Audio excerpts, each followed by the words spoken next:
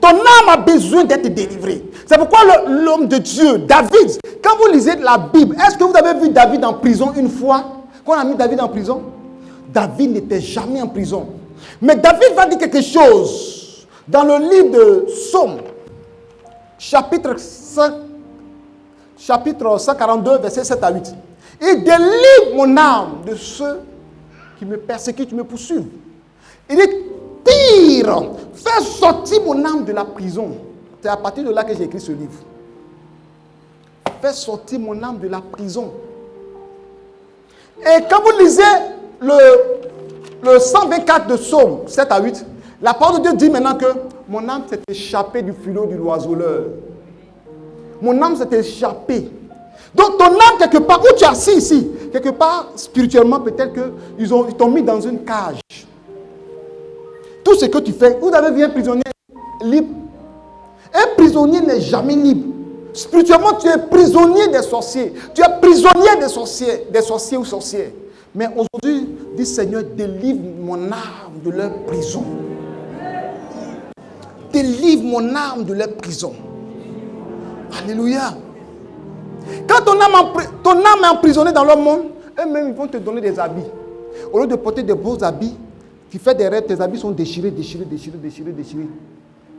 Souvent même là, tu es là comme ça et puis dans le rêve là, tu te retrouves nu devant les gens.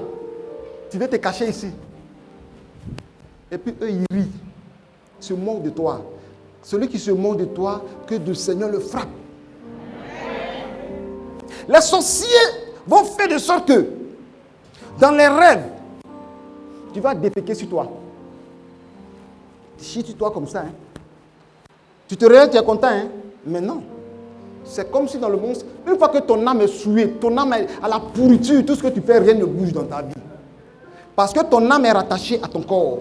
Donc la gloire de ton âme reflète sur ton corps. Alléluia. C'est pourquoi lorsque nous prions, les ossements viennent d'abord dans le spirituel avant de venir dans le physique. Donc ils attrapent d'abord le spirituel pour que toutes tes prières soient avalées. Une fois je priais, il y a une dame, une même dame sorcière, une autre. Je prie, je bénis l'église, je bénis l'église. Il n'y a pas trop d'enfants ici, hein, c'est bien. Ils ne vont pas comprendre. La femme prend sa partie intime et elle avalait les bénédictions qui descendaient du ciel. Je prie, oh, je prie. Oh. Un coup, l'esprit ouvre mes yeux. Et je vois, elle s'est renversée. Si c'était un homme de Dieu, non, on ne fait pas ça. Tu viens à l'église, il ne faut pas faire la sorcellerie. J'ai dit, Seigneur, mets le feu là-bas.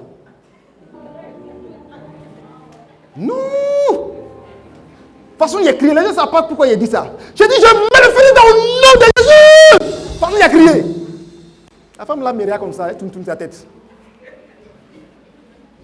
Quelque temps après, on dit elle est malade. Comme ça, il ne faut pas prier, il ne faut pas imposer les mains. On dit, prophète, non, est malade, grand-mère est malade. Si tu ne vas pas là-bas, on dit, pasteur, ne va pas là-bas, le fidèle est malade. Je suis arrivé là-bas. Elle dit, non, ça va. Elle dit, ça va. On dit, mais il faut imposer les mains. Il dit, non. Il dit, ça va aller. Ça, le Seigneur dit, à faire où? La parole de Dieu dit, ne vous précipitez pas et imposez les mains. Donc, dès qu'elle arrive là-bas, et puis j'ai dit, non. Il n'a pas imposé les mains. Elle a tourné jusqu'à elle est guérie. Demain, viens faire encore. Alléluia. Je rends un autre témoin dans ce domaine-là. Il y avait, une fois, j'ai fait un rêve. Et dans le rêve, avant de prendre l'écrit du livre, voici des cages. Moi, j'étais comme ça. Une autre personne était comme ça. On a lié comme ça dans les cages. Et dans le rêve, je vois, on nous enfermait, tu es dedans. Mon voisin de côté, ils ont pris, quelqu'un est venu enlever, et puis il a pris pour partir. Je suis resté là, et je suis réveillé. Lendemain, je me fais rêve encore, je me retrouve dans la même position. Et le gars qui l'ont pris, hier nuit, il le ramène encore, on le met dedans et on l'enferme, moi je suis devant. Et puis je vois les gens aussi alignés, tous sont des prisonniers. J'étais encore pasteur, j'étais pasteur. Ce n'est pas à faire que tu es fidèle, j'étais pasteur, prophète. Ils m'ont mis en prison. Je suis levé, j'ai pris 14 jours de jeûne. J'ai dit, Seigneur, sauve-moi. Libère mon âme de cette prison. J'ai commencé à jeûner, prier. Et je crois dans le 10e jour de mon jeûne, le combat spirituel, il n'y a pas de sentiment. Hein. C'est pourquoi si tu es quelqu'un de santé, ne te mets pas dans l'armée. Ceux qui font opération là, ils déchirent, vendent des gens. Hein. Je fais le rêve. Dieu envoie. D'abord, j'étais dans un taxi, mon épouse et moi. Et il y a le taximan. Oh, c'était un sorcier. Pour rien comme ça, le taximan me dit, imbécile, ça ne va pas sur toi, sauvage. En rêve. Je dis, moi aussi. Il y a un collègue, dit, toi aussi, ça ne va pas chez toi, imbécile. Et puis il rit. Il dit, bâtard. Moi, je dis, ça ne va pas, ta maman. Il dit, maudit là. Il dit, toi, tu es maudit sauvage. Dans le taxi, en rêve. Hein? Oh, c'est qui? Moi, je dis, lui, il est déjà maudit. Donc, il me maudit comme ça. Et puis, il y a une voix qui me dit, une voix douce. Il dit, la voix me dit, dis, tu es vaincu au nom de Jésus. Je l'ai regardé, il dit, tu es vaincu au nom de Jésus. Quand j'ai dit ça, descendez de ma voiture. On est descendu. Mon épouse et moi. En ce moment-là, je n'ai pas de pièce d'identité. En réalité, il y avait 2 militaires qui passaient. Il était assis dans sa voiture, nous arrêté là. Il dit au militaire, et il n'a pas de pièce d'identité. Comment il peut savoir que moi, il n'a pas de pièce d'identité? Les sorciers connaissent vos vies, ce que vous avez, ce que vous n'avez pas. Ils contrôlent vos vies. Il dit, ah! Et puis, il y a un corps habillé, il avait les calaches. Il a tourné comme ça. Mais s'il n'a pas de pièce d'identité, quel est ton problème? Quand il a dit ça, mon cœur est coupé. Et puis, ils n'ont plus leur route, ils partaient. C'était à Cocody, en songe. Le gars, maintenant, puisque les policiers, les militaires n'ont rien fait, il démarre la voiture, mon épouse devant mon enfant, il veut nous écraser. Les militaires ne sont pas arrivés loin. C'était dans mon jeûne de 14 jours. Je buvais que l'eau seulement. Je crois que le 10e jour. Les militaires comme ça. Revenez. On est juste à poser, non? Fais comme ça. Fais comme j'ai fait. Aïe, aïe, aïe. Je dis, de toute façon, ils ont limé. Il dit, ce que tu fais, on va t'abattre. Les 2. Quand ils ont fait, boum, feu qui sortait dans les calaches là. Poum. Il était dans un taxi. En même temps, le taxi est devenu un gros camion. Mais ils ont perforé. Il a pris le virage. Comme un film policier. Vous savez ce que moi, il va faire? Ils vont le tuer.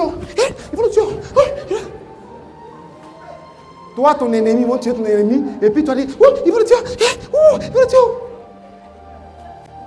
Mais après, quand je me suis levé dans mon jeûne, je souriais content parce qu'il y a eu des gens qui sont venus combattre.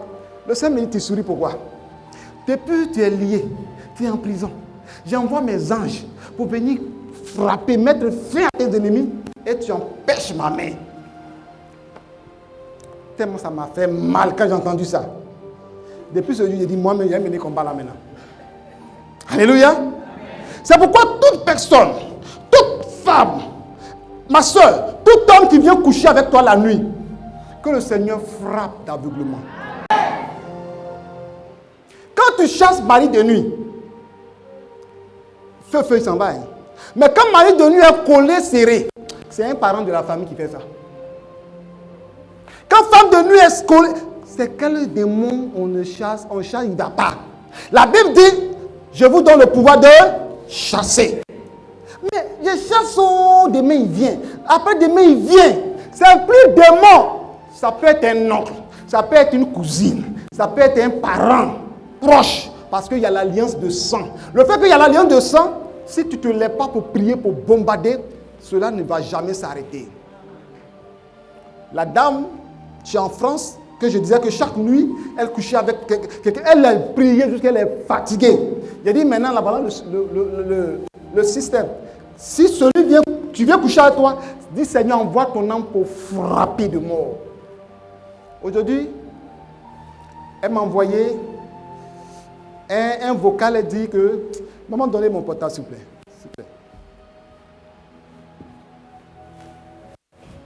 Parce que je sens qu'il y a des personnes qui vont témoigner de la gloire de Dieu.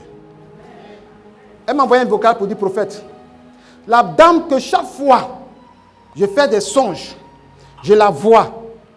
Je fais des songes, je la vois. On m'a dit qu'actuellement, ça ne va pas. Il l'envoie au Ghana. Excusez-moi, je ne sais pas si ça va passer.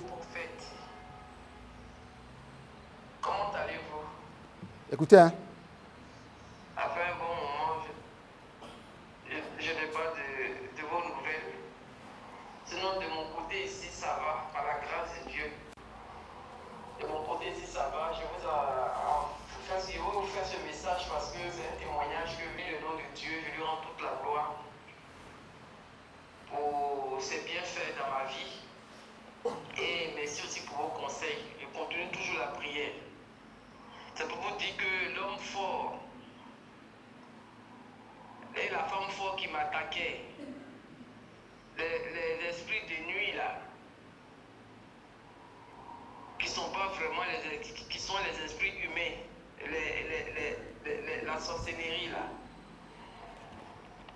Par la grâce de Dieu, ça fait maintenant, on peut dire 2 mois maintenant, que je ne les vois plus. Ils ne m'attaquent plus, parce que je continue toujours la prière.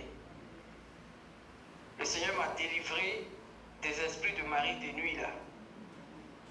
C'est pour ça aujourd'hui, je rends mon témoignage. Et je dis merci au Seigneur pour tout ce qu'il fait. Apparemment, dans la famille, c'est ma petite soeur qui est au Ghana qui m'a appelé, qui m'a dit on a une cousine là. Tout le monde sait qu'elle est sorcière même. Et ils l'ont ramenée rapidement au Ghana parce qu'on dit elle ne parle plus, elle ne marche plus, elle ne mange plus. Et on l'a amenée à l'hôpital, on dit on ne peut rien faire pour elle. Et donc actuellement elle est à la maison, ils l'ont ramenée au Ghana, elle est à la maison, elle ne bouge pas. Elle est cette cousine là, pendant des années, je la voyais, elle m'attaquait. Je la voyais tout le temps. Mais vraiment, notre Dieu est fort. J'ai dit à ma soeur, ah ok. Donc on continue toujours dans la prière. On continue toujours dans la prière. Tant qu'elle ne nous laisse pas tranquille, elle va partir. Parce que maintenant on dit, on ne peut plus rien faire pour elle. Elle ne peut plus marcher, elle ne bouge plus, elle ne mange plus, elle ne boit plus de l'eau, elle est là. C'est ça, moi maintenant elle attend, prophète. Cette dame, elle m'a beaucoup fatigué depuis des années. Elle m'a beaucoup fatigué, beaucoup. Donc je rends toute la gloire à Dieu. Et je lui dis merci. Depuis que j'ai appris qu'on dit qu'elle est malade, on dit il y a longtemps même, ça fait 2 mois maintenant. Je ne la vois plus. Dans mes rêves maintenant, on ne veut plus abuser de moi.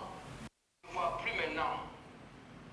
Parce qu'avant que ça s'arrête, il y avait dans le songe, je me suis bagarré avec une femme. Bagarré même et je l'ai tuée, j'ai poignardé la femme. Elle est morte sur le champ. Apparemment, elle est malade, ça fait 2 mois maintenant qu'elle ne peut plus parler, elle ne peut plus rien faire. C'est ça, il dit, ce que Dieu a commencé, il va l'achever. Toute personne qui m'attaque tombera sur l'emprise de l'Éternel. Donc je bénis le nom de Dieu. C'est pour vous dire que esprit de nuit là, c'est cet esprit humain qui venait m'attaquer là, venait abuser de moi dans mon sommeil là, m'attaque plus. Il a fui en même temps. Parce qu'il y a eu un violent combat. Dans le violent combat là, il y a eu cette victoire. Parce que j'ai poignardé la personne. Depuis ce jour, quand j'ai poignardé la personne, depuis ce jour, la personne là, je ne vois plus maintenant, on ne s'abuse plus de moi jusqu'à aujourd'hui. Je dors bien. Mais je continue encore la prière. Je n'ai pas abandonné la prière. Mais je dors bien parce qu'on n'abuse plus maintenant de moi. Je ne vois plus maintenant les maris, les sorciers là venir abuser de moi. Depuis que j'ai fait ce combat, cet affrontement violent là, et j'ai tué poignardé la personne est morte sur le champ là. Depuis ce jour-là, je n'ai plus vu. Alléluia. Gloire à Jésus. Cette dame, il y en a plusieurs. Elle ne fait pas d'enfant. Quand elle a 3 mois, il y a quelqu'un, une femme qui vient avec 16 d'hommes, qui couche avec elle et puis le bébé la tombe. Plusieurs années. Vous savez, quand le Seigneur veut frapper quelqu'un, l'ange de Dieu vient avertir d'abord. Le Seigneur ne frappe pas comme ça. Hein. Si jusqu'à ce que le Seigneur maintenant commence à frapper, elle a été plusieurs fois avertie par l'ange. Ne fais pas, c'est la fille de Dieu, la fille du Seigneur. Le Seigneur va venir dire, c'est ma fille, c'est ma servante, c'est ma fille, c'est ma servante. Mais quand tu atteins un autre niveau que tu ne veux pas arrêter, le Seigneur te frappe. Alléluia. C'est pourquoi tous ceux qui t'attaquent dans les songes, dans les rêves, qui ne veulent pas que tu sois guéri, délivré, que le Seigneur les juge. Là, c'est un autre niveau du combat spirituel. Parce que si tu veux t'arrêter là, pour dire non, Seigneur, éloigne de moi mes ennemis, éloigne de moi, et ils vont s'éloigner, ils vont revenir. Commence à mener le combat dur. Commence à frapper fort. Parce que ton âme a besoin d'être libre. Ton âme a besoin d'être libérée. Ton âme a besoin d'être bénie. Alléluia. Quelqu'un peut être malade. C'est-à-dire, on voit la sœur qui est assise là comme ça. Dans le monde spirituel, c'est-à-dire, ses pieds sont les tabourets ou bien le banc de quelqu'un. Bon, une telle personne qui vient t'asseoir sur mon pied, moi, il ne veut pas marcher. En cas, tu fais quoi? Mais je vais demander à Dieu de te frapper, de te paralyser. La parole de Dieu déclare que celui qui bénit Abraham sera béni. Celui qui maudit Abraham sera maudit. Il ne faut pas te mettre là, maudit mon ministère.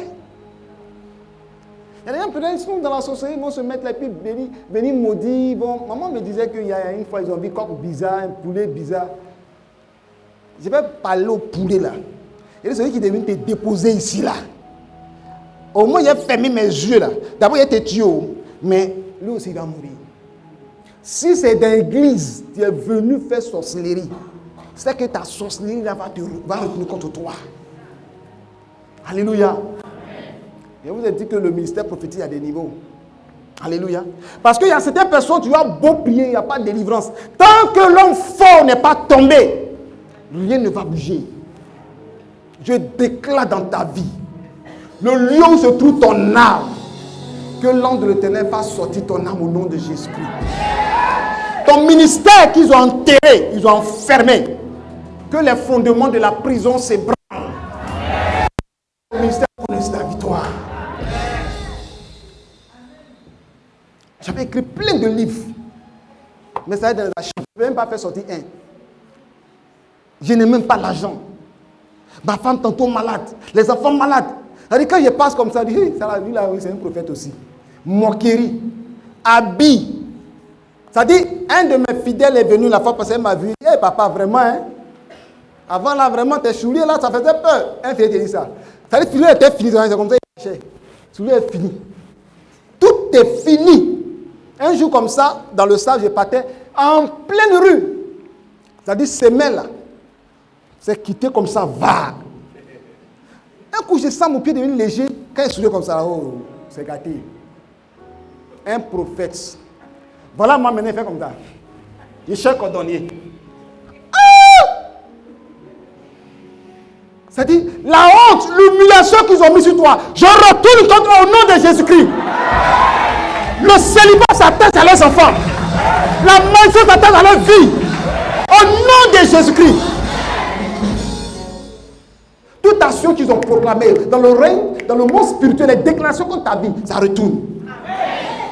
Il y avait un homme de Dieu qui, il ne sait pas qu'est-ce que je lui ai fait.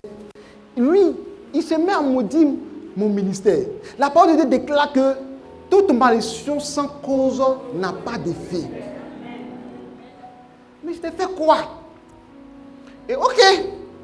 Épée contre armée contre. Alléluia. Amen. Il est retourné là-bas. Alléluia. J'ai retourné.